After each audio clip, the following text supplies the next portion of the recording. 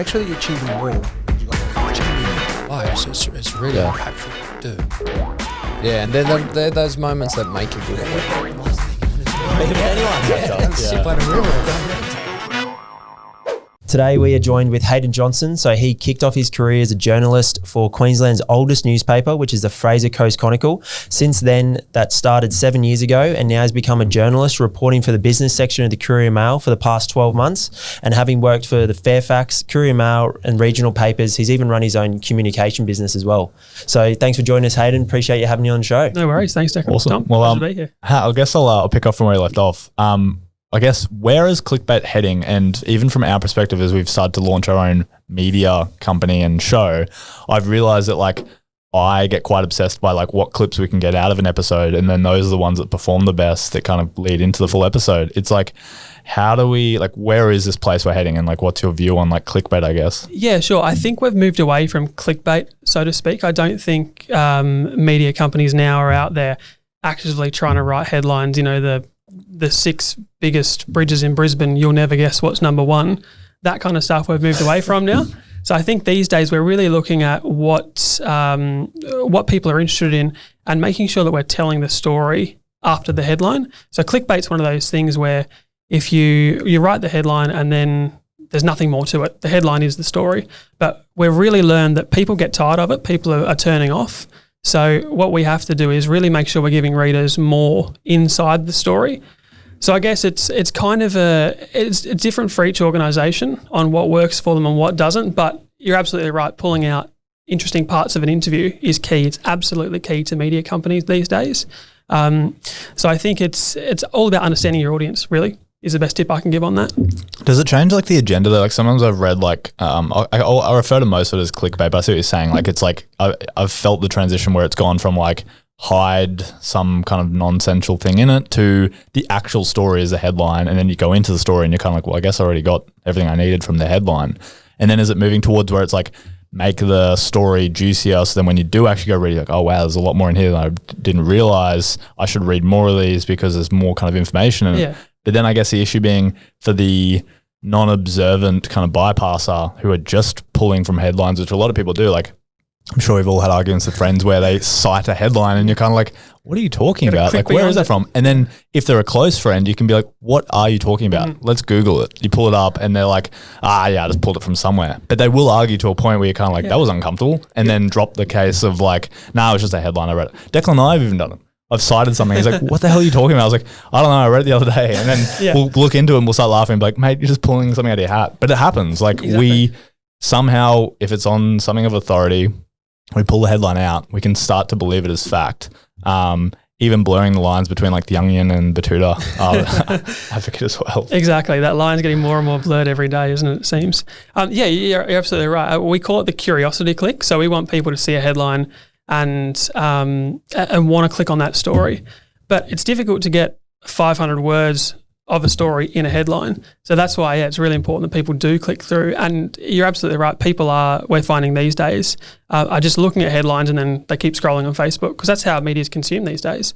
And it kind of develops a society where we're only getting snippets of information and we're not getting the full story.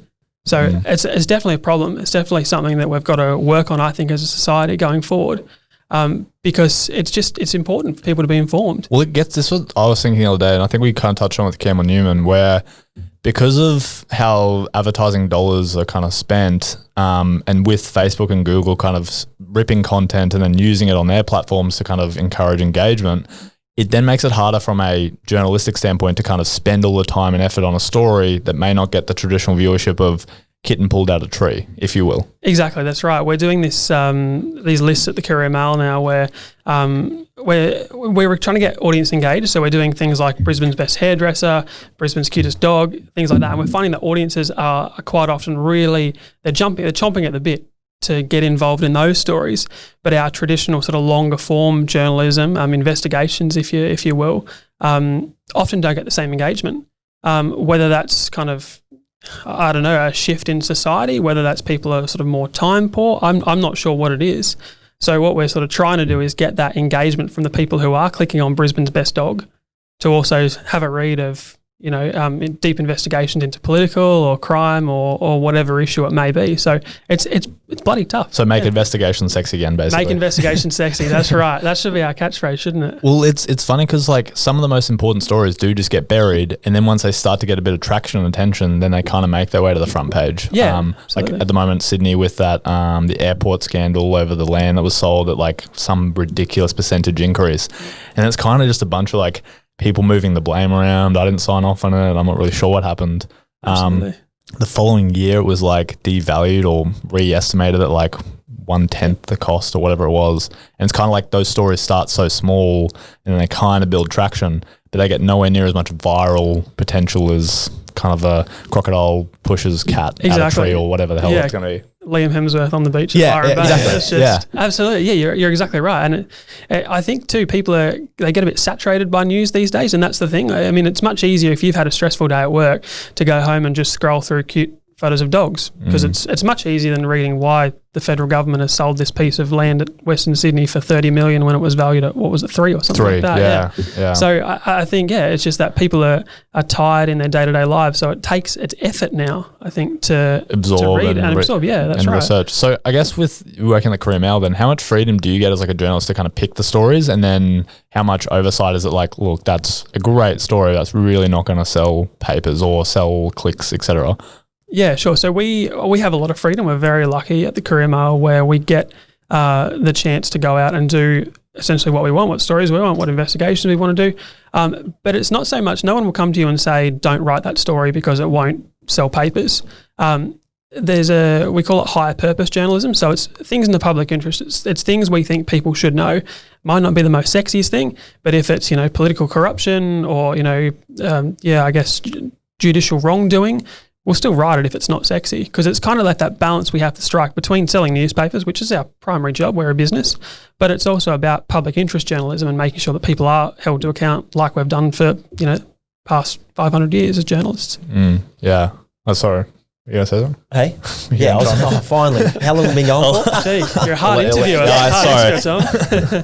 Running out of questions. No, but is it like, are people switching off, because news can be very drowning and negative in that sense? So what made you pick business as a focus when you got into your career? Out of all the different topics you could talk about. Yeah, well, I started in the political realm and council doing sort of regional journalism, which was fantastic. And then there was a business opening at the Courier Mail, and it's a very difficult place to get into. And I thought, new challenge, new chance, come into Brisbane. There's some great companies here, like, massive companies like Flight Centre, smaller companies like yourself. It's a great kind of, a great diverse business landscape.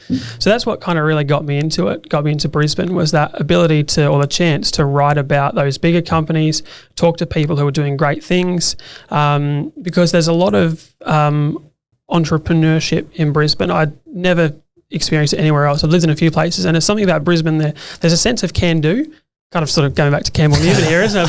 But there is a sense of optimism in the city that we still are a new world city. So that's what kind of really got me into it, Declan, was just that ability to be a part of something fantastic. Yeah, I mean, this was before COVID hit, obviously, and that's kind of thrown a spanner in the works now. But prior to that, Brisbane was on track. Like, we've got Queen's Wharf down there, lots of casinos coming. Yeah, that's right. Yeah, exactly. Got lots of different little projects and lots of businesses doing some pretty cool things. So yeah, it's an awesome job. And what do you see for the future of journalism? Like, this can be a media outlet, us having a conversation now. There's so many different avenues where people can get their news. What do you see for the future of? Because my dad worked at the Courier Mail for 40 odd years. Yeah, he was head of maintenance. Okay. Yeah. So. Nice. He started out as a fitter and then progressed his way through to a scheduler. So yeah, wow. And we saw the decline every year in newspapers, and I think it was 2016, 2017, they did a bunch of redundancies back then. Yeah, it's definitely tough. I mean, there's no sort of doubt about it that journalism is changing, but I think the fundamentals of journalism will still be there for decades to come. Sure, we might not get our papers delivered on the grass every morning, but we don't get our milk delivered in a bottle every morning either. So people are still drinking milk. I think people will still read journalism. So I think the challenge is going to be to get people to pay for that journalism that does dive a little bit deeper.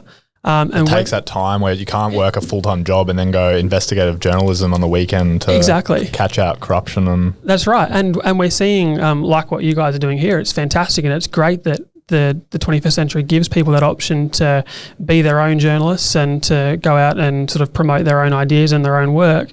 But I think it's still important to have that sort of traditional mainstream media, if you like, that have that dedication and that experience and the funding, really, to go out and dig deeper and to do those kind of things. So, Like, I guess that's what the ABC is like meant to be, but where is their kind of like, I feel like they also have their own kind of, they've got set roles in the company. They got to create the kids shows. They got all these other kind of segments. Then the journalism section kind of gets a bit like they're biting the hand that feeds almost in a way as well. Yeah, I don't buy into the ABC bias rubbish. Yeah. I think the ABC does a fantastic job. Its news and current affairs division, I think, is fantastic. Like you see people like Lee Sales, hardest interviewer in Australia without a doubt.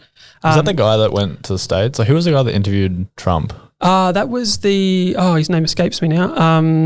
Yeah, he did that 40-minute interview. And I've never seen anyone so direct and like not budge on questioning. The facial expressions were fantastic, weren't they? They were great. No, that wasn't Lee Sales. She's just a hard she's a prosecutor of the government, of the opposition, of business leaders, of of industry council, everybody. She'll just go and go and go to seek the truth, and it's fantastic. So I think the ABC does a brilliant job. I mean, they've got regional reporters everywhere, and I think they're still on target. I mean, I think that regional Australia particularly would I don't know how it would survive without the ABC. But you're right, there is a bit of a mix-up between its news and the current affairs division and its entertainment, ABC radio. But I think it's pretty good. It is. I just feel like every year it's definitely a budget pain in the ass where they're kind of like, oh, that again? Do we really have to refund it? And like we're seeing, like with Facebook and kind of Google having so much control over what media you're showing and what side of the media you're showing, and then at the same time saying that like private enterprise, it's becoming harder to kind of justify not kind of going clickbait-ish directions, if you will, then it's like, does the government need to step in and kind of allow for like this public fund almost that like people can create their own journalist routes or whatever maybe? Because like you're right, like working a full-time job and trying to do anything on the side is always going to be hard. And you have to go pretty deep on some of these stories, like uncover the truth, because sometimes it can just be hearsay or it can just be whispers. And I was going to say, while it's on my mind, what's the process it goes through for you guys to find the truth? So essentially what we'll do is if there's a story we're following up, we'll interview the key people, we'll look at documents, look at if it's related to the courts or crime, whatever, we'll look at judicial decisions and things like that. So when you say find the truth, we do our best to do that. But often too, it's about putting two sides of the story together. And you'll see that in politics in almost every story. The government will say the opposition did this, the opposition will say, no, we didn't. I mean, we don't have the resources to investigate for 3.5 weeks every single claim that's made. So quite often seeking the truth is about putting both sides of the story in a story and people can make up their own minds. However, we'll also write in a story the evidence that suggests that somebody is telling the truth or the evidence that suggests they're not.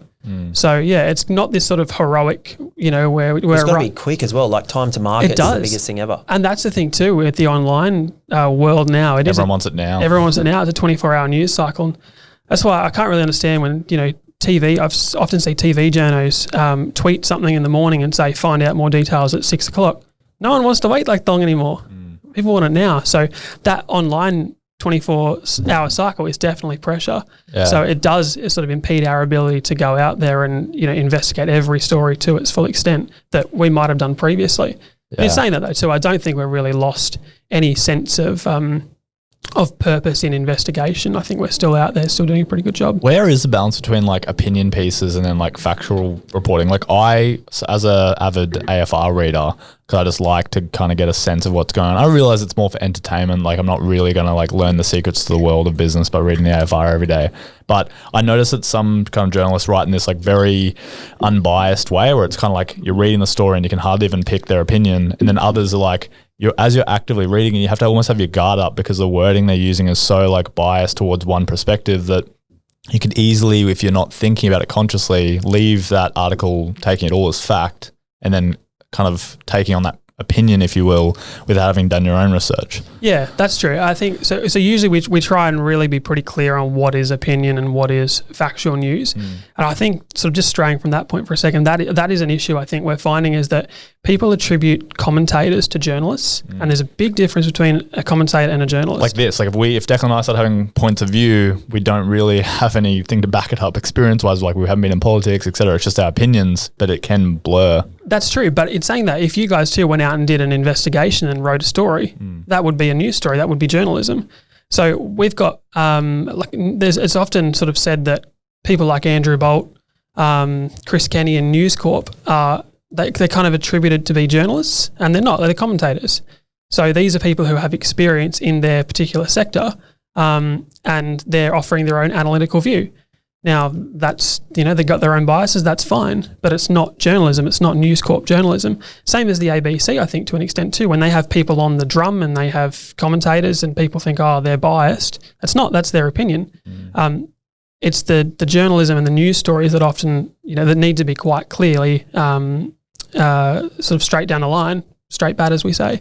But it's, I don't know, I think people often see their own biases in stories too. Yeah, you pick up like the ones that you gravitate towards, the ones that like relating to you and back up your opinions you already have. And then you get angry when there's one that you disagree with. If you think you're like this idiot, and you catch yourself. Like I catch when reading the paper, I try to be as like present, if you will, as possible, because I realize like if I'm in der mode where I'm just reading, what's the next one, you're right, like you do gravitate to the ones that like back up your opinion, and the ones that disagree with you get like, oh, that's not what I think. Exactly. And then sometimes you think that journalist has a bias to a particular party because you think they haven't gone hard enough, or they have, or they've gone too soft, or they've gone too hard. So yeah, I think people often sort of look at their own worldly view in a story. And sort of going back to Lee Sales for a second, whenever she interviews the Prime Minister, you'll have one half of Twitter saying, oh, you're too soft on him, and you'll have the other half saying, oh, you're way too hard.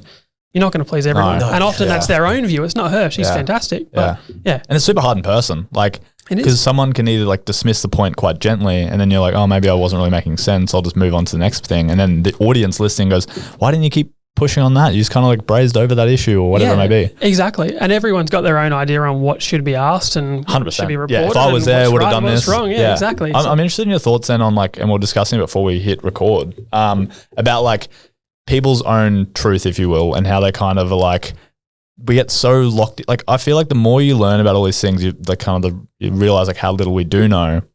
But the people that kind of have these formed opinions who are just like the alternate facts, if you will, and how draining it is to kind of debate someone that's got their own facts, and then if you don't agree or understand what they're coming from, it's just the argument's been dismissed. Yeah, absolutely. That was a phrase coined by Kellyanne Conway, Trump's senior advisor. Yeah. She said, I think it was just after his inauguration, back in 2017, she said he had alternative facts. Yeah. Which is redundant. Such a strange saying. Like it's weird to say alternate facts. Alternate facts. It's a weird sentence. That's wrong. It's not correct. So yeah, that's right. And people are these days kind of, we're finding, dismissing facts. I mean, something could be black and white, and we see it in the US in politics, and we're talking about it's politicized, yeah. Wearing a mask, oh, that's your left wing or whatever it may be. Exactly, that's right. And it's purely not. So it's just we're finding kind of having their own point of view, and they're not straying from it. They've got the blinkers on like a racehorse, if you will. They're just not looking at anything else. What they believe is what is true.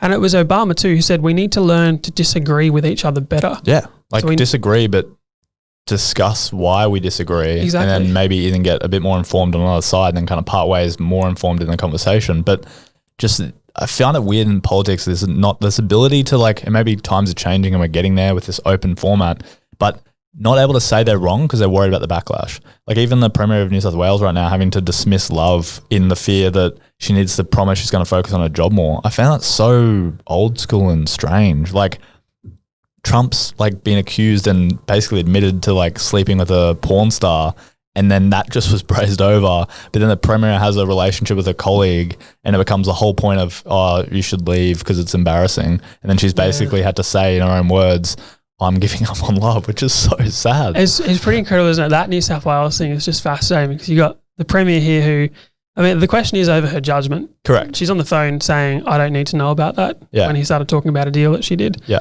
And I mean, last week she was saying that she didn't want to talk about it, it's a private love life, and now she's on the front page of the Sunday Telegraph and doing radio interviews, and it's all about love. So I don't know, I think there's a bit of clever communication to play in the New South Wales Premier's office at the moment, because, last week she didn't want a bar of it, but now it's all about, Well, must be the advisors. Someone writes something that's like, this will be good for your outlook or whatever it may be. So, it's very strange how it doesn't feel, it's definitely not natural. And I guess the coronavirus gave me a big insight into how governments run, in the way that when they're completely transparent, shit hits the fan. Like you said, there's going to be like 50-50.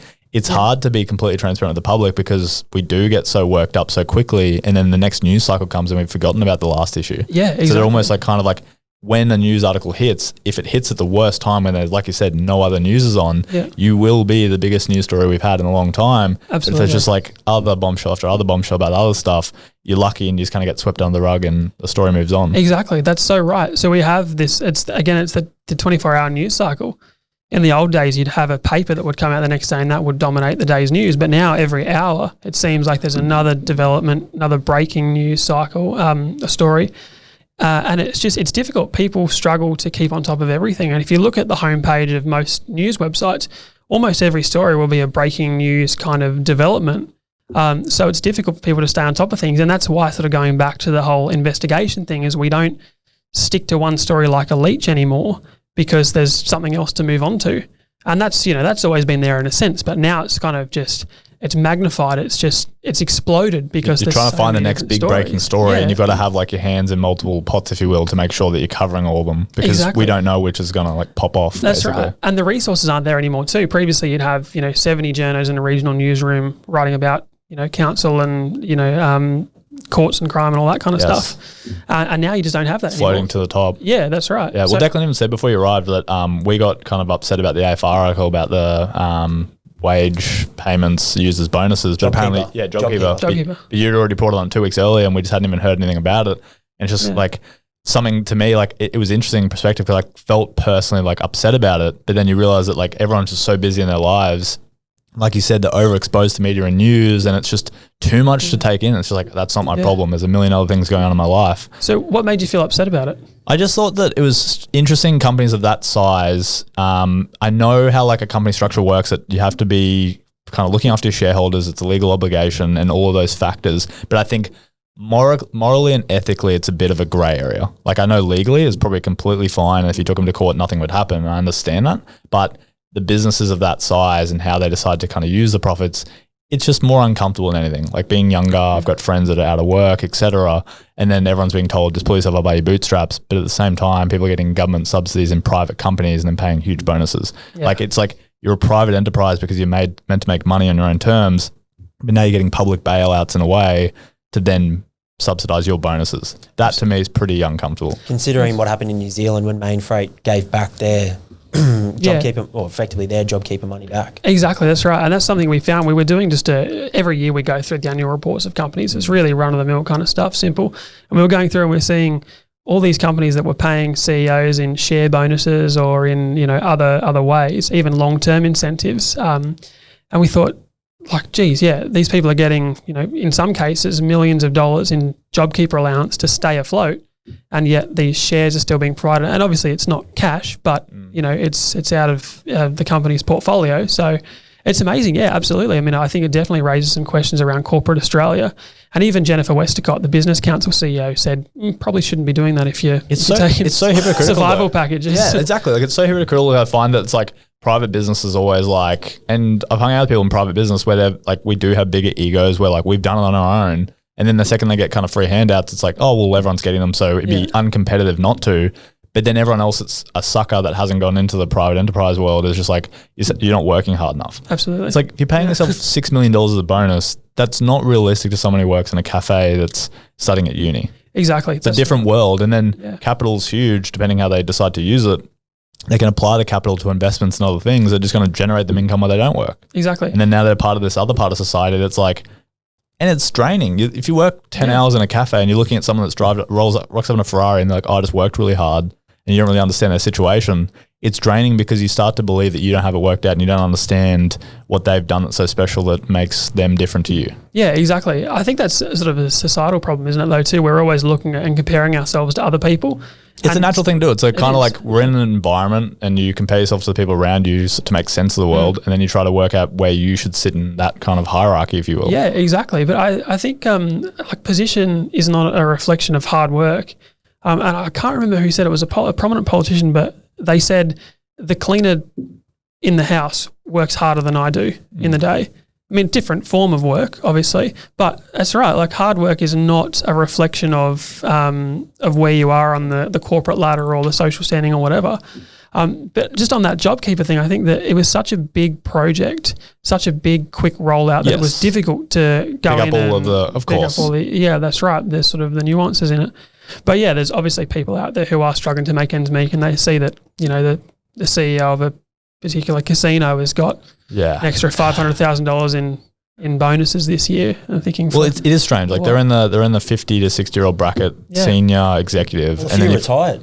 Yeah, if you're I think retired. Collins Foods retired. He said on a beach somewhere on LinkedIn. So then you've got the 20-year-olds who are looking at it from a debt perspective that are going to have to pay it back while working these, like you said, these low leverage jobs that don't produce huge amounts of income, but they still get taxed on it. And I feel like I've brought this up with most of our guests. I don't really get much kind of reassurance, but like you said, I totally agree with I understand that working smarter and harder, like it can take you really far in life, but so much of it's luck. Like, definitely. I used to work in construction. I had a few small wins when I was younger that I like met the right people, kind of progressed, kind of decided to look at the world differently, and then met someone that helped me start my own business. And if I hadn't met those people or didn't have that belief kind of given to me, yes, I had to work hard at the start, but it's like as you start to kind of compound your efforts and get into a place, when you then meet the person that's kind of working really hard, like they've been told, like work the 12-hour days, save every cent, don't buy lattes, you get pretty over trying to go that route when you're looking at other people who don't look like they're doing anything. That's 100% how I feel too. I mean, I've been so fortunate to work in so many different places in journalism, but I feel the same. Like I feel lucky that I was able to meet the right people and kind of strike the right impression, that they were the ones that sort of pushed me on. And now, you know, I'm very, very lucky to be a journalist at the Courier Mail, because there's so many other journos who I think work a lot harder. They do work 12-hour days. They have seem to have a lot more stress than I do. And I feel kind of like a bit of an imposter. Yeah. You're like, how do I get so lucky, and how's this so easy for me? And I bring up like a few of our guests, but like the wealth divide is definitely a real fact that's happening. But again, it's like this unaddressed issue where it's kind of like, and I keep hearing the trickle down economy, and I've thought about it a lot more. I'm spending more time thinking about how people structure give the businesses the money, and then it'll make its way down to the kind of lower half. But I'm seeing it the other way, where the big business is paying the bonuses themselves to make sure they're shoring up their lifestyles, which is, we want more. We're human. Everyone wants more. And then the bottom half is like, if you work hard, it'll make its way down to you. But I'm finding that if we looked at society in a way where social programs, school, education was the first and foremost port of call for budget spending and money, then it would kind of help free up these people that aren't like getting a great start in life to then join maybe the other half through the so-called hard work, but it'd be through their education and their skill set and all these other factors, versus the high society. You can send yourself, like, we know for a fact that if you send your kid to a private school, like a top private school, the relationships they're going to make, the connections they're going to get, you may even be, and I've got examples in my family, like one of my cousins, and he'll admit he's an idiot, but he got sent to grammar, and now he hangs out with kids that are like multi-millionaire parents, and he's already got a few jobs lined up, and he's like, I'm like, I know for a fact you never would have got those jobs if you went to like this random public school in this abandoned town. You would just kind of get a job down at the local supermarket and you want to start there.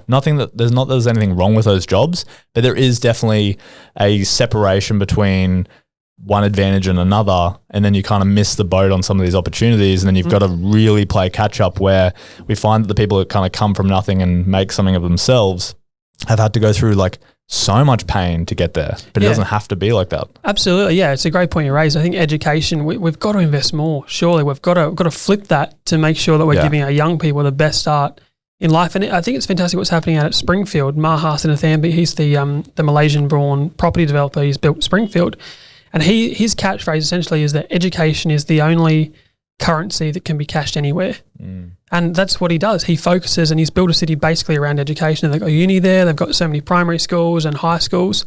And that's what his mantra is. And I think if we are sort of shifting towards more funding for education, particularly early education, then we've got to be a better society for it, surely. Yeah. Because I think even confidence is lacking in kids so desperately. Exactly. Like you may reflect on those journos that, you know, work harder than you, but you could have been the one that just put your hand up at the right time. Yeah, that's and right. had the confidence to put yourself out there, had the confidence to move up to Fraser, go to Brisbane. Like there might be journos that work regional media that would be too scared to even, I could never do that. Yeah, I think it's a bit of a balance. I mean, I feel like I was lucky that the right door opened at the right time, and I never take that for granted. But yeah, absolutely. I think there's people out there who are a little bit unsure or, you know, their own situation may mean they can't move to that regional city to start their career in journalism or whatever it may be. But yeah, I absolutely agree. And I think that young people these days they've got it tougher than many generations previously. Now, I know that's probably going to piss off some older people who went through the war and the depression and things like that. But when you think of like the influence of social like a war media, in your head. It is, that's right. And it's something you can't escape. I mean, social media, I think, has been a kind of a double-edged sword for society because young people these days are comparing themselves to others on social media. There's this pressure, like you mentioned, Tom, like when you're comparing yourself to other people who are driving around in Mercedes or Ferraris or whatever, you kind of get down yourself. So I think there's got to be something done about the confidence, that young people have these days. Yeah, because even I see it in, you know, I got a 10-year-old stepson and he can be hanging out with different friends and, you know, they might not feel good enough to do things. And it's like, well, is that coming from the parents? Is that coming from society as a general? Is it coming from TikTok? All these different factors that you can't even control anymore. So everyone can blame education, but I think like there's too many different factors to pinpoint it to one thing these days. But I think a well-rounded kid can handle social media. And I've witnessed that as well, but I think that comes from like education, parents, and sometimes you're going to have a gap where the parenting might not have been top notch. So we need these like fail safes, if you will, because like hurt kids then become like hurt parents or hurt adults who then kind of cause more destruction in society. But I come back to the point of like, it does seem like everything's a very economic issue now, which I understand, like the fabric of society we ripped apart if corporate Australia disappeared and we wouldn't have our lives as they are now. But there's got to be a balance where it can't just be all about sustaining the lifestyle of like this extreme lucky bunch to then not focus on some of these other issues because we'll get back to them later when we have the time. Absolutely. And having run a business, you never get back to those issues that are just not that much of a priority. They stay there. Exactly. And I think there's got to be a shift. I mean, like it's going to be difficult, obviously, to uproot society and corporate Australia. But I think if there's even just a shift towards small business, like people like you guys that are out there doing your own thing, employing people, then I think we're going to be on the right track. I mean, you can't obviously go and close down all these big companies and demand that they pay their workers more and the CEO gets squat. But I think if there is a shift towards small business, then it's going to kind of trickle up through from the bottom all the way through. Well, JobKeeper's made it hard for a lot of small businesses. Like I read about the motor, because I'm a motor bodybuilder by trade, and that's why I related to that story. He couldn't even get staff because it is a low entry job. I think like. But I actually I went into that one, so I was curious about that one. So I looked at his company, I looked at his website, I looked at his business. I wouldn't want to work there. I don't care how much you pay me. I don't know. I didn't I feel like he didn't hit the right points with the job. Like I feel like he just kind of put out a job on Seek and was like, someone better apply. That's how that felt to me, but that was just my opinion. Yeah, I think, I mean, sort of not so specifically about his business. It was Bargere out at Rockley. It's a general consensus. Like in recruitment, the hardest roles to fill right now is between 45 and 50,000 because you can get 35,000 from JobKeeper for the whole year. So why would you, even I placed a candidate just last week and he goes, mate, I'd been in Australia for 2 years without a job and I really needed a job, but no one would give me a start because I didn't have local experience. He goes, I'm actually getting less working a job. Though I'm happy, I'm going to end up going my engineering route. But just to give you a bit of like insight, I was actually getting more from the government between family tax break, all the benefits plus JobKeeper. I was getting more money in my pocket each week than what I am now working a full-time job. And that's why the government's argue that they've got to wind it back because people just can't fill roles. No. There's jobs out there, but absolutely. I mean, why would you go out and work? But they're the best roles to get because you can get someone up, you can get someone with less experience, they don't cost as much, you can train them through the company so these companies can progress. Because if you just only pay people 75, 80 grand as a minimum, like your company's going to be stuck. Going to be in trouble, Yeah, a lot of small businesses can't even afford those wages for multiple people so they can grow their teams. So it's really this whole year has made it super hard and you're only going to get the really genuine people that don't that look at the future. Yeah, employ. and it'll be interesting in the future. I think JobKeeper's still due to wind up in March. So when that comes through, zombie businesses will start to it'll be fascinating. I don't know what's going to happen. Some people are saying it's going to be fine. Other people are saying we're going to have this tsunami of job seekers out there looking for work. Company collapses. The society will fall over as we know it. But yeah, that's right. People are out there now and they're desperate to find workers and they can't. Because it's easy to sit at home. Well, I love asking like the obvious questions. So like with that situation, this is like the first thought that comes to mind, but I'm not a politician, I could be way off. But like eliminating payroll tax for some of these smaller businesses to give them like a one-up on the kind of bigger companies. And then you hear about the multinationals that pay zero tax and then most of the profits or like 30%, I won't quote the actual number, of like tax comes from a lot of these small businesses. But it's like these multinationals, some of these subjects are just like not touched. In politics, in public, it's like it's too big of an issue to even try and start beating on because they're systemized, they've been around for a long time, they've got a lot of deep relationships. Yeah. You can't go knocking on the door saying, can you pay more tax? Yeah, well, Labor tried it in 2019 election. Bill Shorten took it to the election that they were saying to get multinationals to pay their fair share, I think was his campaign line. But I think that, we have some serious structural issues around tax, and like you mentioned payroll tax, but I think it just takes a politician with a bit of guts to take it on board. That's what we're there for. They're there for. If you look at the reforming government of Hawke and Keating way back in the 80s and early 90s, that was a reforming government. They floated the dollar. They took on all these major things, and there's nothing stopping a politician today. Aside from coronavirus, obviously, but that's what we need. We need these big picture leaders to take an issue on board and run with it. I think what's happened is they've kind of like sold their soul along the way to get the position that they're in now. Yeah. And then they owe a few people down the road that They it's freak hard. out about losing it, so they don't want to tell the truth. That's right. They call it political capital. Yeah. So when they expend political capital, their margin or their favour with the electorate just gets trimmed that little bit more, they think. But I don't know. I think it's a problem globally. We just don't have these big picture leaders anymore. I know nostalgia and hindsight's a wonderful thing. Yeah. But tell me a leader in the world today that you're inspired by. Yeah. Why would you? Why would you want to go into politics? Even everyone we've spoken to, they can be way more influential in private business, earn a lot more money. Exactly. Be their own boss. Yeah, and not put up with most of the shit they get. Yeah. But then like the backlash from the public is huge as well. Like you said, you're playing 50-50. And if you got to be a strong character to take bad press, like I read a bad comment, I'm like, oh, why wasn't that guy happy?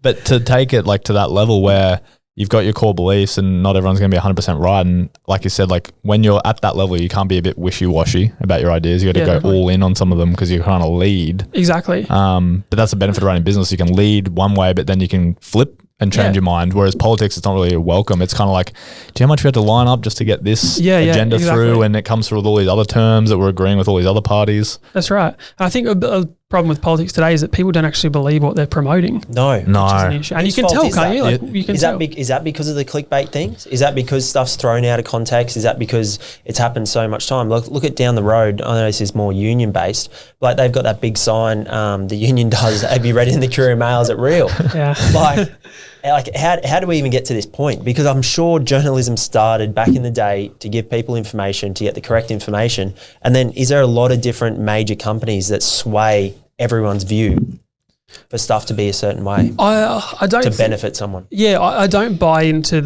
and I would say this, but I don't buy into the fact that, Kevin Rudd's argument that Rupert Murdoch wakes up every day and tries to influence Australian politics. I mean, he's a corporate leader like Alan Joyce, like Graham Turner, like Jennifer Westcott, the bosses of all the big banks. And sure, I mean, he's got his own business that he wants to promote, and that's fine. I'm not sure that society, I think people kind of are more aware of what other people think of them, and particularly politicians. I mean, they want to win the next election. That's the issue. That's what they want to do. Whereas previously we had reforming governments that would be elected really early, reform, big changes, and then they'd kind of sort of work their way back to being in favour with the electorate come the next election. But I think people these days are so kind of self-absorbed, and and it goes back to what we were saying before about having the blinkers on and not having anyone else's opinion in your mind. But I don't know what it is. I don't know what it is about society now, but I think it's a big issue. We've got to take other people's opinions on board, and we can disagree. I mean, if you don't like the Courier Mail, a lot of people don't like News Corp, that's fine. You don't have to read it. That's fine. If people don't like the ABC, don't read it. Yeah, I think there's definitely a balance as well. Like cancel culture is quite scary for some people as well, that we start to like suppress each other for your views, that you can't express them openly because you're worried about being turned into the next kind of media cycle or next kind of cancelled person. But then we've even seen with cancel culture, like they'll go for someone and then they'll move targets a week later and focus on someone else. To the next, that's right. And offence is always taken. Yes. It's never given. No. So I think, and you know, this is a problem. Another problem with social media, I think, is that everyone's got an opinion. Everyone now can get out there and they can troll and they can be vitriolic and they can be abusive. And it's simple. I mean, and you can go into somebody's lounge room through social media and attack and attack and attack. And I think that's why we have this cancel culture now. And it's a real significant detriment to society. It's strange. And I've found like even when cancel culture turns on certain people, they'll go the route. What's cancel culture? Like, so who's an example of someone recently that's being cancelled? Like someone says something quite controversial or they pick a side and then people turn on them for like say an artist in music. I don't know if you've heard of Doja Cat. She's like a musician. She puts out lots of songs, and she basically they went. Oh, Kevin Hart's probably a better example. I think he had a gay people. He had a homophobic comment like 5 or 10 years ago on Twitter.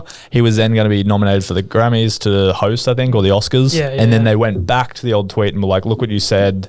Here, now own up to this thing." And he's like, "I've apologized for that. I've moved on. I'm sorry that I offended anyone." Yeah. But cancel culture is kind of like trying to bring back the past into like the present and saying you're still that person and not letting the person change. Yeah. And then cancel culture can also happen of something controversial happens now, but your track record doesn't mean shit anymore. It's like, well, you stuffed up once, goodbye. That's it. Yeah. Exactly. And we see it during the election campaign where, you know, you sort of go back and look at candidates' tweets and Facebook posts from 5 or, you know, not usually beyond 5, but, you know, within the last 5 years. And quite often there's some controversial stuff there. And I mean, I think it's a bit of a balance between informing people of what this candidate or whoever it may be, Kevin Hart or whatever, has previously said, and then questioning them on whether they still believe it. Yeah. And that's fine. But this pile-on that you often see is the issue, I think, when people think, oh, you know, he said that gays were bad 5 years ago, so now he must still believe it. That's it. And I don't even know if it was that. It was just like, I think it was more of like an off-brand joke that wasn't very funny. Yeah, that's true. Yeah, exactly. I mean, and yeah, you get that pile on where people think that, oh, you know, he said it a couple of years ago, so now it must be the case still. They go and they go and they go and they go until eventually the person just says, you know what, I'm sick of this shit. I'm done. I don't want the pressure. And it feels like it comes more from the public than like people who are busy with other stuff. That makes sense. It does. And that's the thing. I mean, it's kind of the silent majority, I think, doesn't really care that much. No. It's the people who are out there who vocal and frankly, I don't think have anything better to do in their lives. Yeah. That are sitting there scrolling and tweeting and Facebook posting. Well, it gets really toxic because then they start targeting the advertisers of said person, and then it gets very like, then the advertisers, they can't deal with the pressure and go, we're going to drop this person as well. And then the pile-on effect of that is like huge. Yeah, and we've seen it with Adani here in Queensland. I mean, you know, so many businesses that were supporting Adani, whether it be through infrastructure or loans or whatever. I think it was Westpac, and I could be wrong, but I think it was Westpac that got hit in the CBD not long ago with activists painting, you know, red blood and things out the front because they were supporting Adani. So yeah, it is. It's just in every facet of society these days. If people don't agree with something, they're going pretty hard. Yeah, and then you can see how that trickles up to the kind of politicians where it's like, why the hell would I be honest? Because the benefit of being honest is not worth the repercussions. Exactly. And so almost training them to kind of like, and I've seen it, like you see someone react to a news article or a headline and it's not rational, but it's like, and I've felt it myself, like when you're not settled and you're kind of in a hyper reactive state, if you then read something that triggers you or you like aligns with your beliefs, you go, this is how it should be. Yeah. I now see things clearly. Why is no one else kind of agreeing with me? Exactly. And then kind of the cancel culture comes in, the calling these people out because they're fired up about an issue that they don't have all the information on. And then the politicians go, right, we're educated. I can see that that's not what this actual problem. Like even having Robbie Katter on talking about gun laws, he's like, it's not that I'm saying I want everyone to walk around town with a gun and that everyone should have the right to a gun. I think there should be a process, etc. But a gun topic can come up in Parliament wrapped in something else. Yes. And then to argue the bill is like to say, no, don't bring in more laws for guns, even though he's arguing a bigger point. And then the title is Robbie Katter wants more guns. That's right. And that's where it's important to read beyond the headline, going right back to the start. But I think people are too tired. Yeah. So I have friends that like, we just don't talk about politics. Like, I don't have the energy, the time. I don't what want are to know you about not it. meant to talk about? Religion and politics. Religion and politics. The best That's way right. to start arguments. My mates all just switch off the minute I say, Yes. the state government the other day, changed the payroll incentive. Hayden, here we go again. Exactly, they're off. They're bailed. So yeah, that's right. People are switching off in droves, and it's a big cycle. It's just a big cycle. People get tired, they don't engage, and then politicians can run their own race, and then people get pissed off, and we're back to the start again. But this is where I see this is where like I see this weird. I think the world's heading towards a positive place, but I'm also I agree. I'm vigilant of like. I'll say the dark arts, if you will, like where like some people like they're creating their own systems and rules because they've got the mental free space to be like, oh, look at everyone fighting and arguing. I'm just going to go ahead and work over here and you guys can keep doing whatever you're doing. Like Amazon coming to Brisbane. I think that's great. That's awesome. They bought a big warehouse. Good on them. But I worry with like their systems and processes. The government's always so like, oh, thank you for coming to Australia and spending money here. Where it's like, I feel like we have the leverage. But people are so quick to kind of offer tax breaks or offer incentives to these huge conglomerates that we're probably quite happy to come here because we've got such a nice market. But we, in a way, give up the leverage because it's going to benefit their like election cycle to win the next one. And then they've got more budget or more incentives or more kind of good things happening at once. Whereas Google and Facebook aren't going to just leave Australia because we put the screws down on them with a few issues. Like it wouldn't be beneficial to them. But they have so much leverage that they can throw those claims around where it is scary. And then we're kind of like being pinned against it's one country versus each other versus like the EU, if you will, where they're even in their own debates at the moment with Facebook and Google. Absolutely. Yeah, that's it's a fascinating and complex issue too. Yeah, absolutely. I mean, the fact that I think they should pay for news. If we're writing news, they should pay for it. But yeah, I agree. I think we often see governments, like they're all about photo ops and big ticket headlines and kissing positivity, babies. kissing babies, that's right, shaking hands, all that kind of stuff. So yeah, you see that. You see them kind of sell, I don't know if sell out's the right word, but they do kind of lean towards bending over backwards to provide that, facility or that investment incentive for big companies to come here. And it's usually at the expense of a little guy. I mean, I agree with you. I think Amazon's fantastic, but we've got some delivery companies in Brisbane that are doing some pretty cool things as well. So it's kind of like it's a balance, between them. And then you welcome in kind of an unfair advantage, and then Amazon's model, it's like beat all the competition on price, beat them on service, which is great. Everyone wants cheap prices, service, but then like we can see in the long term, like similar to what like Woolworths and Coles are doing, where they're buying up food distribution centers. Yeah. And then once they have like ultimate power and control, and then they can squeeze the suppliers down. Yes, as the consumer, you might get the better deal, but then the long term effects are you don't have the option of choice. You're then put into your one little option, pick between A and B. Here are your two prices. Yeah, that's right. And we see it in the car industry as well, where you've got cars, major car companies saying that, I think it was Kia saying that we'll give you a 10-year warranty if you service it at our dealers. So if you've got a Kia, you're not going to go down to Mick on the corner to service your car because it's going to be cheaper and it's going to be more beneficial for you to do it at Kia or whatever car it may be. So yeah, it's a big issue. And we see that now. I think there's more of a reliance on government support in corporate Australia. I mean, COVID obviously has sort of supercharged that, but the Queensland government spent $200 million keeping Virgin here. Yeah. It's about 1,300 jobs. Yep. $200 million. Yeah. It's an investment, obviously, but yeah, where does it stop? Like, it's interesting. Yeah. Like where's the factors and how, like my biggest concern is like seeing someone like myself where I could have gone two very different routes. Like how do you protect the general public because they don't have the time to think about all this shit. They don't get to sit in a podcast studio at 10 o'clock on a Tuesday and chat about how we think the world should be. Like they're obviously busy working jobs, supplying for their kids, family and everything. It's hard to think bigger picture and bigger ideas. It is. But again, my issue with like politicians and politics in general is it's look after the big corporates first. And again, we'll get back to the vulnerable and everything else. But then the vulnerable cause so many issues in society because it's like a cooking pot. It'd be so hard if you got kids yelling at you, you come home from your 12-hour landscaping job and then your wife spent money that you didn't know about and you're frustrated and heated. Like that compounds into some seriously long-term effects later on in life. It does, absolutely. And I think it's so important though for people to take the time to be informed as much as they can. I know like life, can get ahead of you a few times, but you've got to take the time to be informed and to sit down, if you can, and read a paper like you did, Tom, with the AFR. I think you'd be one of the only 25-year-olds in the nation reading the AFR. I heard the readership went up during COVID. Yeah, there you go. Did you buy that many? Buy a few. I hope you read the AFR after you read the Courier Mail though in the morning, of course. If I've got time. So I think it's that cycle. It's people that just don't have the time these days to be informed, and they just read the headline because they feel that's all they can do because they're tired, they're overworked, they're underpaid, and what's going on or what the Premier or the opposition leader has said is the least of their concerns. Well, I find it interesting because like I saw someone's point of view on a podcast where he just kind of flat out said voting doesn't matter and he thinks the whole system's broken, so he doesn't vote. He's in the States, obviously. But looking at, like you said, where the next leader's at, I look at our political parties, I'm not inspired by anyone. Like I'm just kind of like, it all feels a bit like bullshit and it's a bit numb. And then even someone who's informed, it kind of makes me feel more frustrated.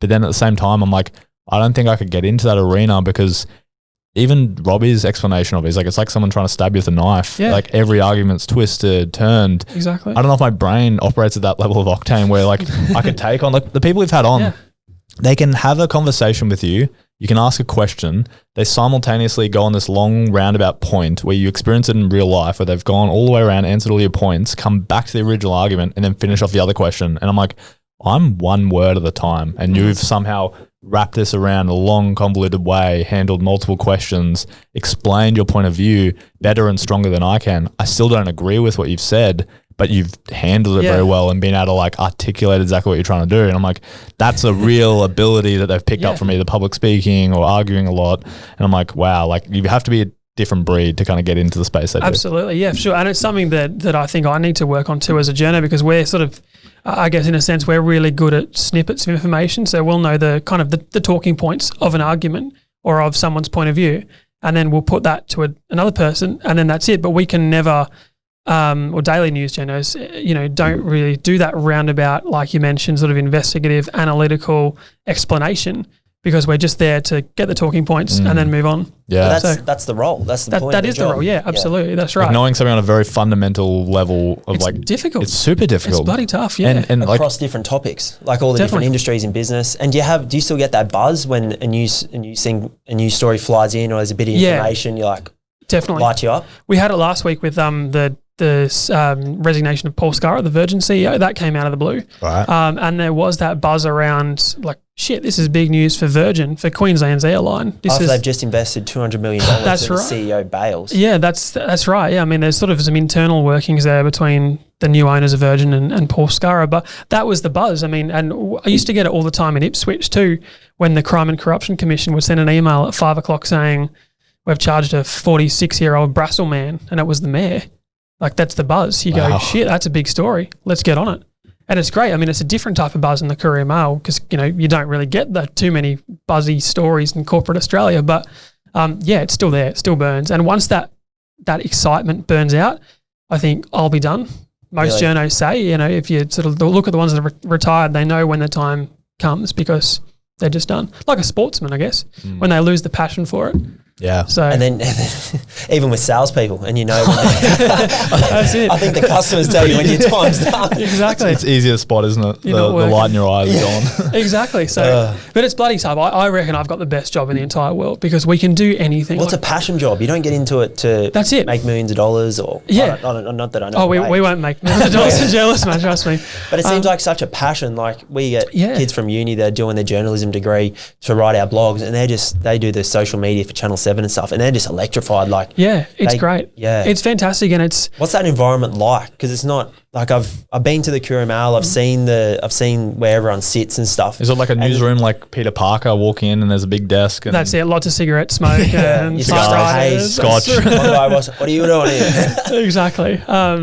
It is a great environment. I really like it because there is that sense of excitement. Can you explain what it's like? Because not many people get to experience. Yeah, so quite often, so you'll sit in a newsroom and it's an open plan office. So there's lots of different people around. We've got our backbench team who are basically putting the pages together. So they're the ones that put the copy on the pages.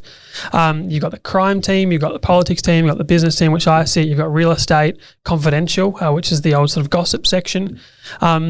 And there is like a sense of camaraderie when a big story does break, and there's a sense of support for, say, the crime team if they break a great story, which they often do, the politics team, and we've got, I think, the best politics team in the state, bar none. And there is that excitement. I mean, you go to work every day and you don't know what's going to happen, which is the most exciting thing, I reckon. Every day's new. 99% of people, it's the same drowned out shit every day. Exactly. Let's get in the car, let's go to work, let's do it, clock off at 3. And that's right. And I often think, I mean, 5. everyone has their odd shit day. And I often think when I have a shit day, I'm done with this. I'm going to go do something better. What would you do if you weren't a journalist? That's it. I think, God, I don't want to go drive a truck. I don't want to go do anything really. It's just... You'd be a big believer in then like the pen is mightier than the sword? Definitely. Do you, what kind of like references of like reading material do you kind of pull from to kind of help influence your style? Like I, as someone that was never an avid reader in school, hated books. As I've gotten older and realized just how bad I'm at structuring emails, have like started to read more. And then I picked up something recently from T.S. Eliot that does like, he was like his letters compiled. The writing style was so unique and so like captivating. I had never experienced just how much words could like influence how you feel. Like, basically, he would ask someone a huge favor, but how he'd structure the letter was in such like a empathetic, passionate, kind of grateful way that you get to the end of it and you're kind of like, you're reading it, you don't feel like you've even been asked anything of him. He's just kind of like complimentary the whole time. What kind of resources do you pull from to kind of influence your writing style? Yeah, so I often read the Washington Post or the Australian from a journalism point of view because their writing styles are fantastic.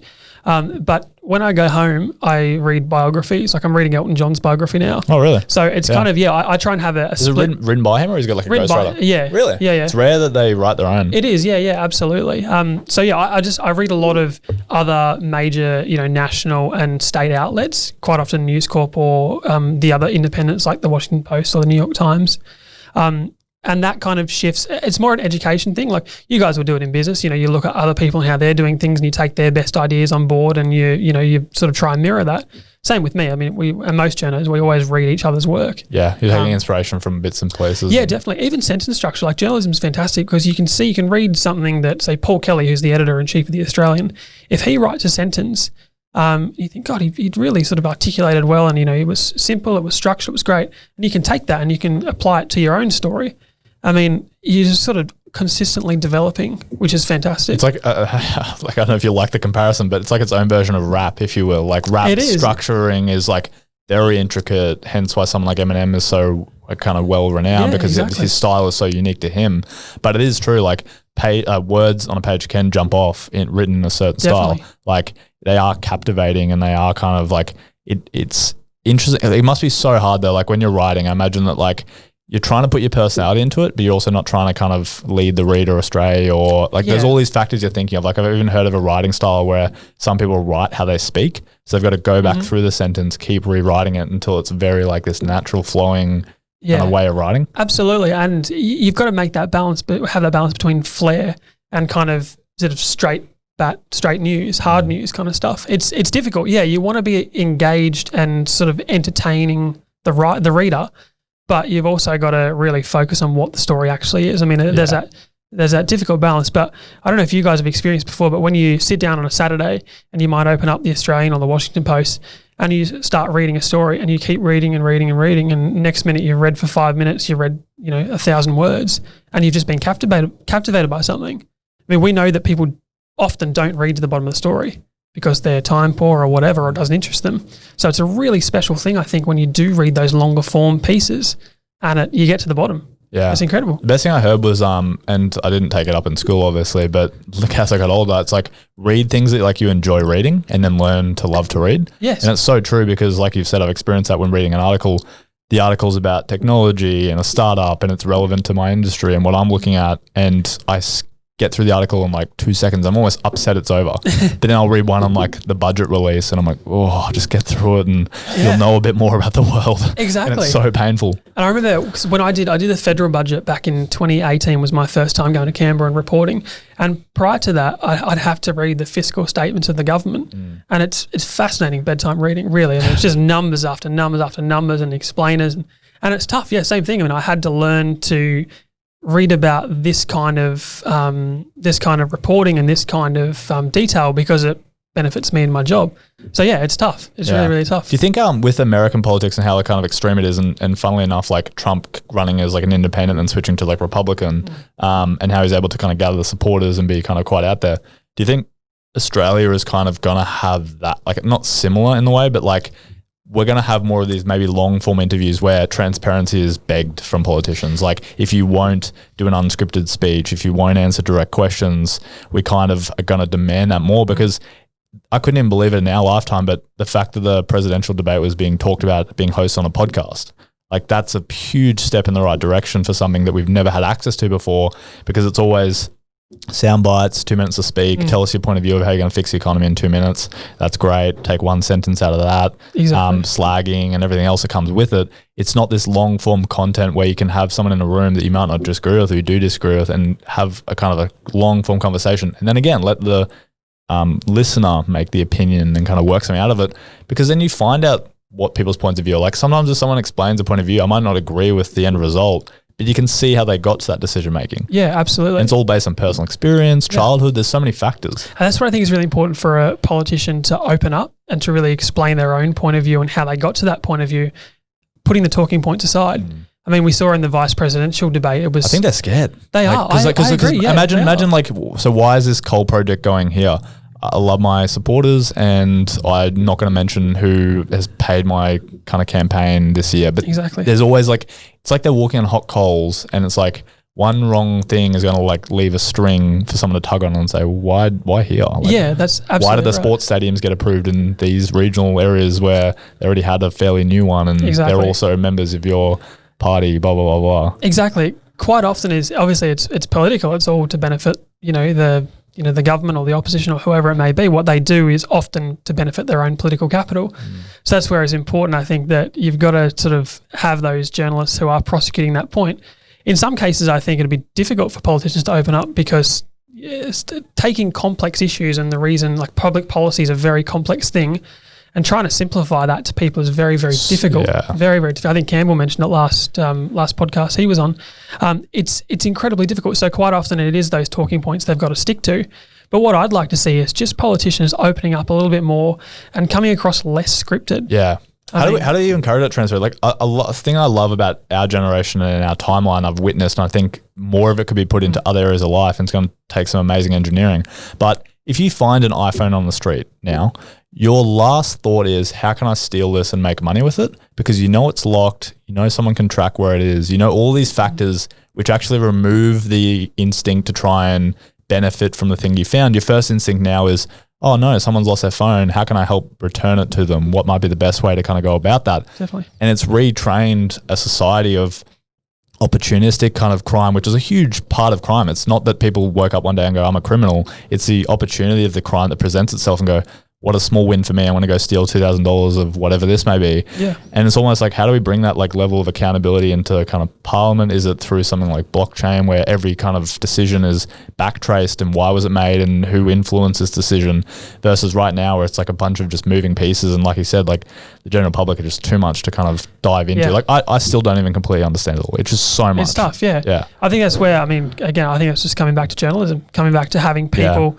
who are dedicated and who are able to call a spade and call out bullshit when it's bullshit.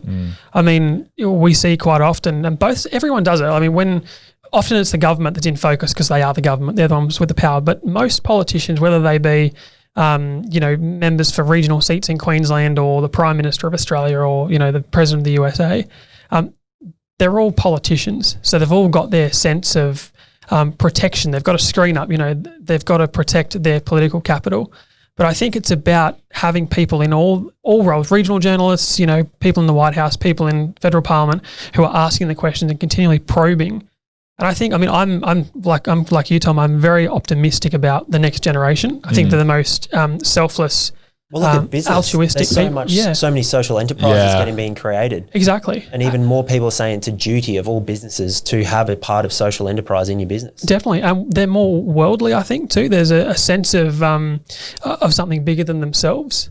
And I'm not saying that previous generations weren't like that, but I think it was survival. It was very like business was win-lose. There was no such thing as win-win. Absolutely. But I think, the majority of young people coming through now, I think we're gonna have a fine generation coming through. Like it's it's just sort of a wait and see game. I think as the world becomes more progressive, I think things will kind of start really changing for the better. It's funny. I always like try to play devil's advocate, but I can always see like I'm young now, full of energy. I want to change the world. I want to do everything. But I could see if I was 50, had my beach house, had good income, had my wife, last thing I want to do is start giving up those things or risking that level of lifestyle. I'd probably my own opinions would change. I'd be like, I'm enjoying this. Hell no, I'm not giving any of this away. Exactly. And I think it's important too, though, not to demonize people. When we see that often in politics where someone disagrees with you and instantly they're wrong. Yeah. So I think, that likely coalition or conservative voter that is 60, retired, living off shares, dividends or whatever, they've got their own sort of needs and values, and that's fine. Yeah. But it's often different to somebody who's younger and coming up or, concerned about the environment. And you can have those opposing views. I think as long as we engage opinion and sort of discourse in a respectful way and we take on other people's views, I think we'll be a fine society. Yeah. And we can increase that more in journalism, because sometimes you feel like when you're just as a viewer that they're completely played off against each other. And is that the whole it's kind of like one more extremes because both start doing like more extremes, or like the example, like Trump says something so extreme and then the media says something extreme about him. There's a bit of truth to what they're saying, but they've had to stretch the truth to try and get engagement almost. I think there's always the extreme element of both fringes, which is often they're often the ones that are, on the talkback shows or, writing opposing newspaper columns. But I think that's because they're passionate in what they believe in. Because, the majority of people, like we mentioned before, are right down the middle, are pretty, silent, couldn't care too much. Yeah. So that's why people that are sort of down the middle, both sides of the fringe seem extreme to them because they're not quite as dedicated or to the discussion or the argument or whatever. So I don't really buy into the fact that we have the most extreme people on our talkback shows or on our radios or whatever. I think it's just that people they're more dedicated to the argument, I think is the issue. But changing that, I don't know if we can. I don't know what we can do about that. Again, I think it's about people have got to take responsibility to take other people's views on board. I think you can ferociously disagree. And it's that adage, I'll fight for your right. I'll fight to the death for your ability to disagree. Yeah. Like listen to be heard. Exactly. So with I guess with like Rupert Murdoch's kind of position at the moment is super interesting because he's kind of like he's bought up papers in the States. He's obviously bought some like political power. I guess when you get to that age, you kind of like you would just want to make your impact on the world, I guess. And he has always had like every kind of previous premier and kind of person begging for his like approval, if you will. But I think I saw like one of the Courier Mail things the other day, and it's like it just felt so polarizing. It was like Anastasia Palaszczuk, and then just like this, I forget what the title was. But as much as like I agree that the border closures are too much and kind of nonsensical, I find even as like a reader, I switch off when it's too extreme. Like I want to like agree with it, but then I don't want to agree with something I feel like I'm being made to agree with, if that makes sense.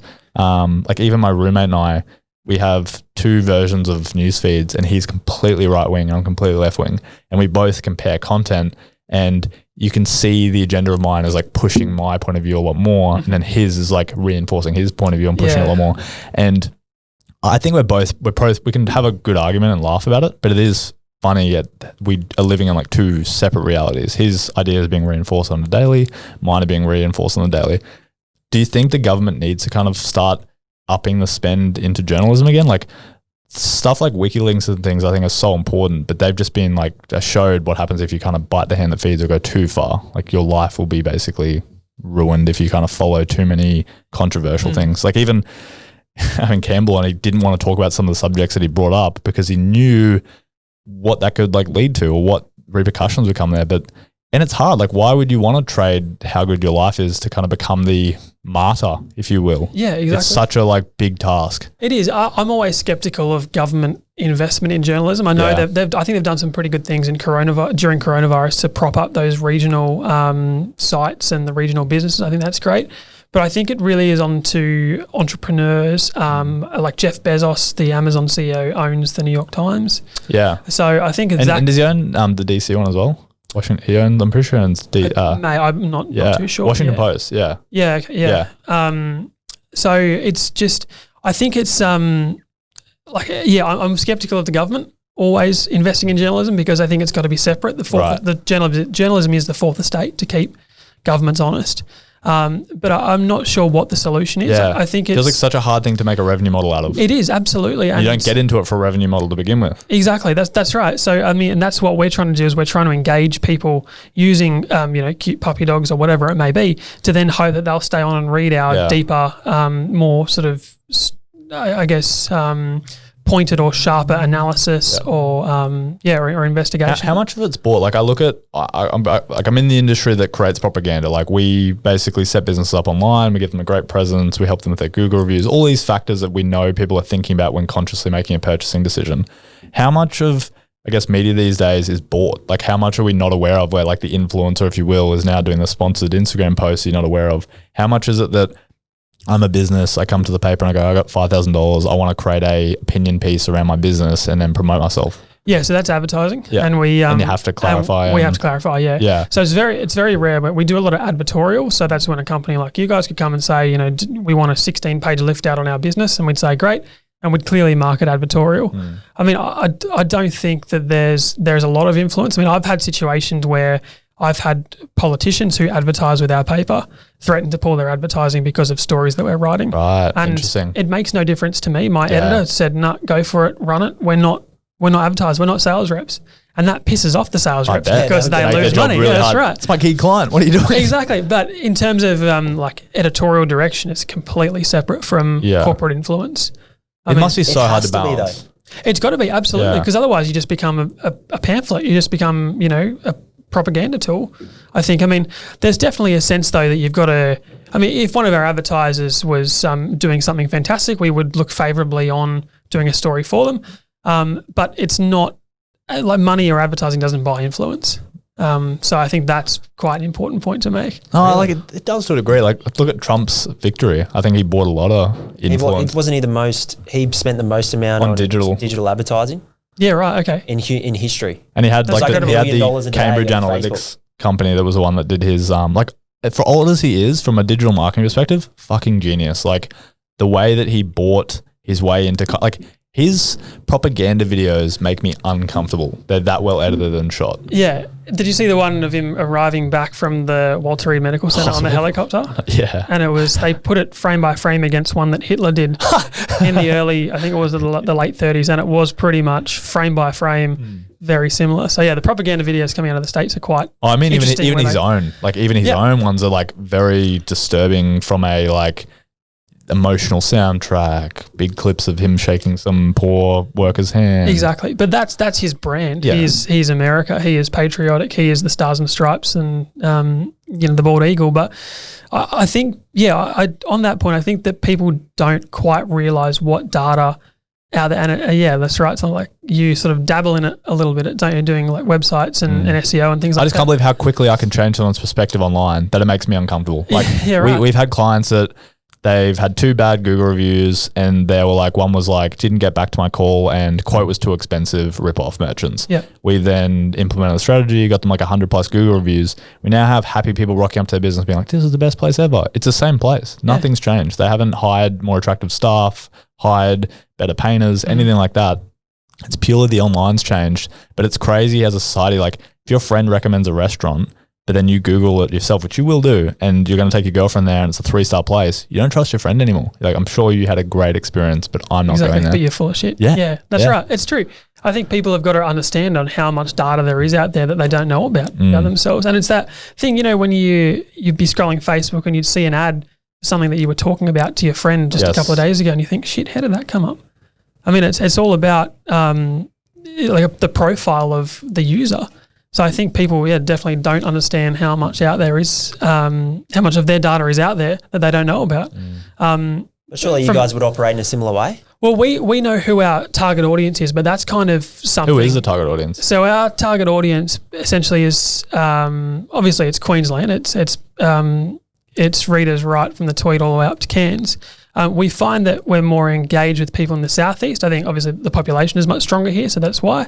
But it's kind of we've always known who our target audience is, and we do go after them So we advertise or we, write stories that we think they'd be interested in with a similar thing. Like we want them to click, we want them to pay for our journalism. So it's on a sort of a smaller scale. It's a similar thing to doing that data mining, that sort of, Cambridge Analytics style of marketing and going to your customer, I think. Yeah, it is like, I guess it's like so pros and cons because like, why wouldn't we want advertising to be more accurate? Like, I don't want to see beach balls or something that I'm not, or like kids' toys that aren't searching relatable. for shoes. Yeah, just something random. You want to see things that I guess relate to you because that's kind of better. But it is interesting how dark it can get. So I had a guest on, Georgina, that she had never really been self-conscious about her nose and hadn't really thought about it. But for whatever reason, she started to get targeted with more kind of like plastic surgeons and like other people that kind of operate in that like chemical space, sorry, not chemical space, like surgery space for fixing kind of things with your body. And then she started to think about it more. And then she met a girl that just had her nose done and she was kind of like again, the car analogy, you buy a car, then you notice everyone with the same car. Mm-hmm. She realized how much it was starting to like affect her thought process about herself and how she was becoming more negative. And she's someone who considers herself very strong, and we all are, but it's crazy how it can suck you into that kind of dark hole of like, if it gets you on the wrong day and builds you up over time, it just has to do those slight tweak adjustments of your opinion. And you can just definitely, yeah. I found when I'm researching stories, I do sometimes some stories with Collins Foods, which runs KFC, Taco Bell, and formerly Sizzler. If I was Googling Collins Foods for the next couple of days, my Facebook feed would just be about Zinger burgers. And it's incredible. Like just a simple Google search kind of saturates your whole life with this data. Are you more of a two-piece feed man? I am, original recipe. Yeah, that's good. Thought so. For KFC there. Yeah, so... KFC is bloody good. I'd rarely have it, but when I do, it's one of those meals that you're going to shut down for a day once you have it. It's got that smell too, hasn't it? I think you walk past and you go, shit, I've got to have that. I need to have that now. It's definitely a marketing strategy. Yeah, it is. It's clever. It's great. That's like McDonald's as well. They've got a specific smell in there. Yeah, I used to work at McDonald's. I started my first job and I didn't eat quarter pounders for, I think, about 6 months after I started. Really? Yeah, it was kind of seeing how the sausage is made. Yeah. I mean, it's fine, but it's just for me, I had that McDonald's smell stuck in my clothes. I'd go home, it was everywhere. So I kind of turned off McDonald's for a bit. Do you think that job kind of humbled you and gave you like the perspective you have now? Like it's part of the kind of reason? Yeah, I think so. I mean, I think a lot of it comes from my dad. My dad was always about just get in and do it. He's the hardest worker I know. And he was always about, doesn't matter what work it is. Like I picked up rubbish at Suncorp Stadium for 6 or so months when I was doing my journalism studies because it was a job and it was shit work. I mean, it was tough, it was long, it was arduous, but yeah, it was something that I think kind of gave me an appreciation that people are out there doing it now when there's games on. People are still flipping patties at Macca's. So there is, definitely a sense of appreciation that there are people out there working a lot harder, and it does sort of humble you that you've been able to come through all that. Yeah. So I worry about the disconnect when I guess politicians, like if you have had silver spoon, you can't even blame them for the way they view the world because it's just like work harder. And even if you have had it hard, then you get it good. It's very hard to think back to reflect. It's so hard. Like I'm kind of getting further and further away, but I do you forget. Yeah. Like you really do forget, and you have to take yourself back and think about the guys you used to work with, how negative. I remember working at a construction job where the worksite lunchroom was so hard for me to kind of participate in that I'd just go take my lunch down the road and go sit down the road and eat my lunch. And I think about the kind of guys I was hanging out with, and they weren't bad people, but it was like so uncomfortable to be in that lunchroom. It was almost like a schoolyard kind of incident all over again. What are you eating for lunch? Embarrassing stories. Like, is journalism the opposite to that? In terms of like the positivity, the creativity, everyone's chasing the next thing as a team. Yeah, I think so. I mean, we work pretty autonomously. Everyone's got their own sort of their own beat that they're on. But there's a real sense of camaraderie in the newsroom that people are out there to really kind of develop as people, as journos. And I feel like we really try and be connected. I mean, it's different if you read the AFR, like no disrespect to them, but obviously they're working corporate Australia. Of course. Yeah. So we try and be more grassroots on the ground, and we have that with our regional sites. But no, I think it is very much a collegiate sort of team environment, which is fantastic. And you get the best results. Yeah, I guess creative naturally seems to have those environments. Like when you're creative, you all know that you're like wearing your heart on your sleeve. Every idea is like the next idea that turns into a bigger idea.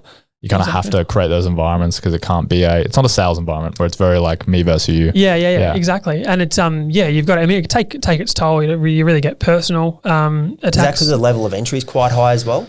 I think You've got to earn your crust to be there. Yeah, I think so. It's one of those few jobs I think where you can work there's so many steps in journalism, and there's so many different avenues. It's like the tentacles are everywhere. You can do business, you can go be a writer for a company, you can do anything really. So I think that the level, sort of being a Courier Mail journal, obviously that's not the first entry rung on the ladder. So yeah, you've got to earn your crust to go up.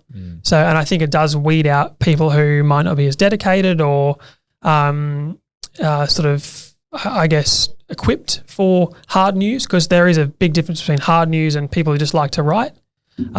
So yeah, I think it sort of filters through, and then you get up to the Australian and then obviously the bigger ones overseas that do have the cream of the crop, that are the best journos in the world. Do you have like aspirations of like wanting to kind of start your own thing? Like I've noticed in American politics, obviously it's a lot bigger market, but some of the news correspondents, people have just in the White House have thrown their hands up like, I've had enough, and then have gone and started their own YouTube shows called like The Hill and stuff, where they basically run the same job but without a affiliation or kind of boss mentality, and they've just got to run it exactly kind of as they will. Oh, look, I mean, credit to them. It's a really tough thing to do. I think super tough. The start is always the hardest. Yeah, absolutely. And you guys would know, being small business owners yourself, but I've got no aspirations to do that. I'm still loving what I'm doing. And exactly. Yeah. But in saying that too, I don't really plan for the future. I have no idea. People say, oh, where do you want to go from here? I've got no idea. Just playing it as you go. Yeah, I in Harvey Bay, I never would have wanted to go to Tasmania. When I was in Tasmania, there was no way in hell I was going out to Ipswich. And now in Ipswich, I was like, business, Courier Mail, not really. And it was the best thing I did. Yeah. So, I mean, like, it could be anything. And it's bloody exciting too. Where do you see Brisbane going in the next 5-10 years? I think it's going to really depend on the Olympics bid, I think. I mean, 2032 we're looking at. It's all been put on hold with the Rona.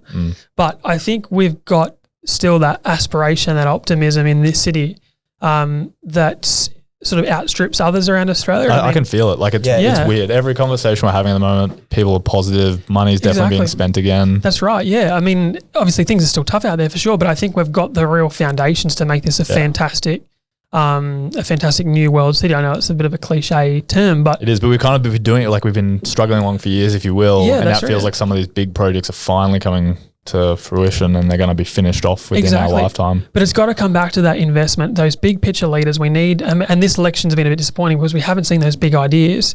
We need a government to commit to a full feasibility study for the Olympics. Or sorry, I should say a full throated approach for the Olympics, and chasing that pretty hard, because that's going to deliver massive expenditure in infrastructure. Our roads will be better, our rail will be better, have more green space around the place. I think it's going to be that big sort of turning point, like Sydney did in 2000 for those Olympics. So I totally agree. It feels like almost very unpassionate, where it's like she's in a weird job interview and she's like, if I just keep talking, then I'll get through it. Yeah, like, right. And then I can relax and go back to. But I guess like it's politics. Exactly. The Rona is unfortunately just throwing this massive spanner, and we don't. Hopefully now we have a good solid 10 years of good prosperity and exciting things happen. That's right. And we did a couple of stories at the Courier Mail where we had some businesses that were coming up from Melbourne, and people that were actively now looking at Brisbane, partly because of what's happening in Melbourne, but partly because of our wide open spaces, our warmer weather, our sort of centralisation. We've got Gold Coast 40 minutes away, Sunshine Coast another hour. And people are actively looking at Queensland again, because I don't know if you guys remember, but about a decade, I think ago it was, under the Beattie government, Queensland's population growth was exploding. Everyone was moving north from Sydney. I mean, we did it. We came from Western Sydney. I think we need that again. We need that sort of that optimism and that real promotion that Queensland is going to be, and Brisbane particularly, is going to be the city to be in for the next 10, 20 years. Well, if influencers had anything to go off, even a few influencers have picked up shop in Brisbane. I think it's definitely like Melbourne had that that vibe, if you will, where it's very like clicky and fun to go. The vibe is to be out, and when you can't be out, you can be out in. Well, there's not much to return to, but like we're just super fortunate that we got through the virus we did, and then now it's like prosperity. We're the beneficiaries. And where I was growing up in Western Sydney, Blacktown, you buy a house there now for $700,000, and it's a 3-bedroom, 2-bathroom weatherboard on a 500 square metre block. Here you can get a block back from the beach at Redland Bay, or you can go up on the river and get a nice apartment for that kind of money. It's just incredible. Yeah. So life's good. How exciting. I know. What a good note to finish on. Yeah, that's awesome. Thanks for your time. Thanks heaps. No worries. Thanks Hayden. Cheers.